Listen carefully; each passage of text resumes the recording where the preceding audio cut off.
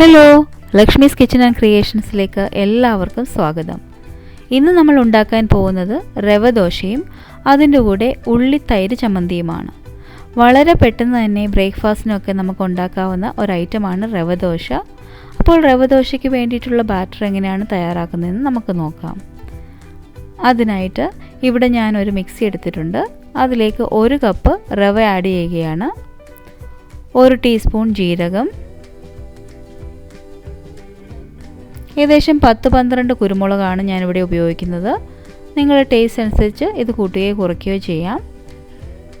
2 പച്ചമുളക് ചെറുതായി അരിഞ്ഞത്, 1 കപ്പോളം ചിരകിയ തേങ്ങ,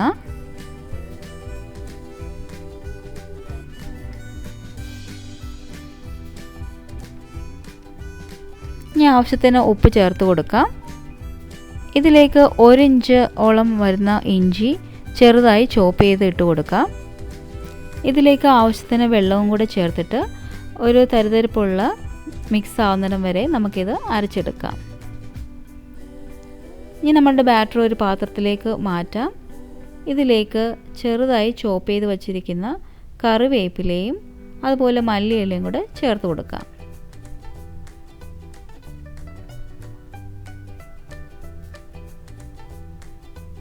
ഈ ബാറ്റർ നല്ല ദോശമാവിൻ്റെ പരുവത്തിൽ ആവശ്യത്തിന് വേണമെങ്കിൽ കൂടുതൽ വെള്ളം ഒഴിക്കാം.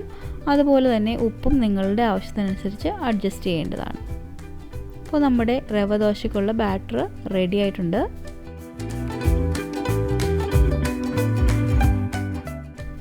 ഇനി ഇതിനോടൊപ്പം കഴിക്കേണ്ട ഉള്ളി ചട്നി എങ്ങനെയാണ് ഉണ്ടാക്കുന്നതെന്ന് നമുക്ക് നോക്കാം. അതിനായിട്ട് ഒരു പാൻ അടുപ്പത്ത് വെച്ച് ചൂടാക്കിയിട്ടുണ്ട്. ഇതിലേക്ക് ഏകദേശം 1 ടേബിൾ സ്പൂണോളം എണ്ണ ഒഴിച്ചു കൊടുക്കാം. വെളിച്ചെണ്ണയാണ് ഞാൻ ഉപയോഗിച്ചിരിക്കുന്നത്. അതിലേക്ക് 1 കപ്പ് നീളത്തിൽ അരിഞ്ഞു വെച്ചിരിക്കുന്ന ചെറിയ ഉള്ളി ചേർത്ത് കൊടുക്കാം. ഇതൊക്കെ നന്നായിട്ടൊന്ന് വഴറ്റിയെടുക്കേണ്ടതാണ്. അതിനുവേണ്ടി നമുക്ക് ആവശ്യത്തിനുള്ള ഉപ്പ് ചേർക്കാം.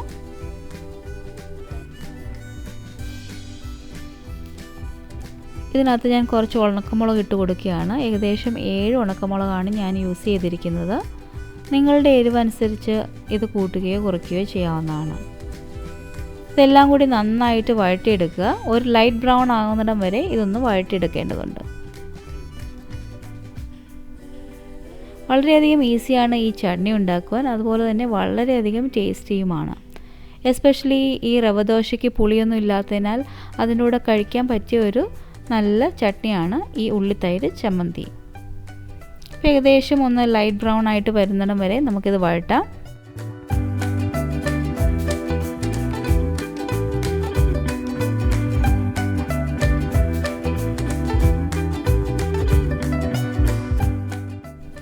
നമുക്കിനി ഇതിലേക്ക് ആവശ്യത്തിനുള്ള കറിവേപ്പില ഇട്ട് കൊടുക്കാം. ഈ കറിവേപ്പില ഇടുന്നത് ഈ ചമ്മന്തിക്ക് നല്ലൊരു ടേസ്റ്റ് കൊടുക്കും. ഇപ്പോൾ എല്ലാം ഒന്ന് നന്നായിട്ട് വഴണ്ട് വന്നിട്ടുണ്ട്. നമുക്ക് ഇത് തീ ഓഫ് ചെയ്ത ശേഷം അരച്ചെടുക്കാം. ഇപ്പോൾ നമ്മൾ മിക്സിയിലിട്ട് അരയ്ക്കുമ്പം കോഴ്സായിട്ട് അരയ്ക്കാവുള്ളൂ. ഇതുപോലെ നന്നായിട്ട് ഇങ്ങനെ വേണം അരച്ചെടുക്കുവാനായിട്ട്. അധികം അങ്ങോട്ട് അരഞ്ഞൊന്നും പോകരുത്. ഇനി അരച്ച മിക്സ് എല്ലാം കൂടി നമുക്കൊരു ബൗളിലേക്ക് മാറ്റാം. അതിലേക്ക് നമുക്ക് ആവശ്യമുള്ള തൈര് കൂടി ചേർത്ത് കൊടുക്കേണ്ടതാണ്.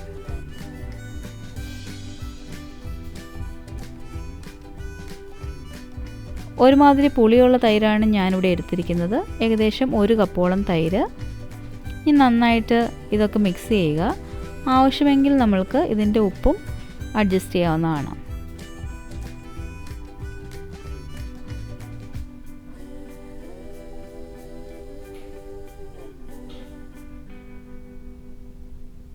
ഇപ്പോൾ ഇവിടെ നമ്മുടെ ഉള്ളിത്തൈര് ചമ്മന്തി റെഡി ആയിട്ടുണ്ട്. വളരെ പെട്ടെന്ന് തയ്യാറാക്കാവുന്ന ഒരു ചമ്മന്തിയാണിത്.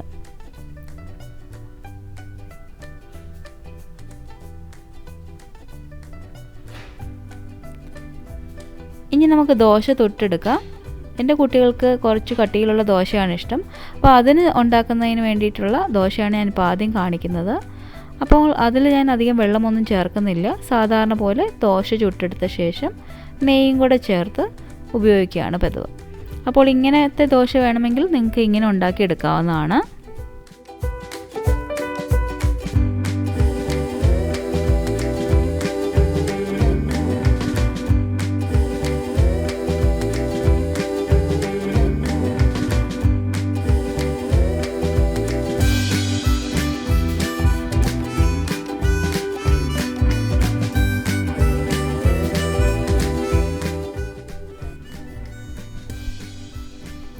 ഇനി വേറൊരു ടൈപ്പായിട്ട് ഞാൻ ചെയ്യുന്നത് എങ്ങനെയാണെന്ന് വെച്ച് കഴിഞ്ഞാൽ ഉള്ളിയൊക്കെ ചെറിയ കഷ്ണമായി മുറിച്ച ശേഷം അതിങ്ങനെ ദോശക്കല്ലിലോട്ട് നമ്മൾ ഇട്ട് കൊടുക്കും.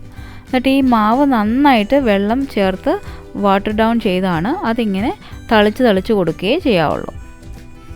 അപ്പോൾ ഷേപ്പ് അത്രയ്ക്ക് റൗണ്ടൊന്നും വരില്ല, പക്ഷേ നല്ലൊരു ടേസ്റ്റി ദോശയായിരിക്കും ഇത്. അപ്പോൾ ഈ മാവിൻ്റെ വെള്ളം നന്നായിട്ട് കൂട്ടണം ഇങ്ങനെ ഉണ്ടാക്കണമെങ്കിൽ. ഇതൊന്ന് നന്നായിട്ട് ഇതായി വരുമ്പോൾ നമുക്ക് ആവശ്യത്തിനുള്ള നെയ്യ് കൂടി തേച്ച് കൊടുക്കാം.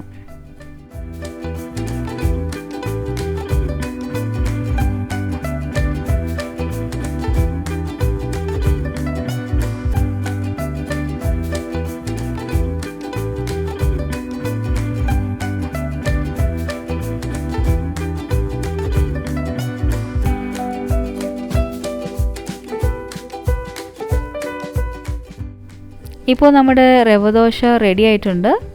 നമുക്കിത് ഒരു പ്ലേറ്റിലേക്ക് മാറ്റാവുന്നതാണ്. നമ്മുടെ റവ ദോശ റെഡി ആയിട്ടുണ്ട്. അതോടൊപ്പം ഉള്ളി തൈര് ചമ്മന്തിയും റെഡി ആയിട്ടുണ്ട്. ഇത് വളരെയധികം ഈസിയാണ് ഉണ്ടാക്കുവാൻ, അതുപോലെ തന്നെ വളരെയധികം ടേസ്റ്റിയുമാണ്. എല്ലാവരും ഇത് തീർച്ചയായിട്ടും ട്രൈ ചെയ്ത് നോക്കുമെന്ന് വിചാരിക്കുന്നു. അടുത്ത പ്രാവശ്യം പുതിയ റെസിപ്പിയുമായിട്ട് വരുന്നിടം വരെ എല്ലാവർക്കും എൻ്റെ bye bye. Be positive and be happy. Thank you for subscribing to my channel. Please share the video with your friends and family. Until I see you next time, take care and bye bye.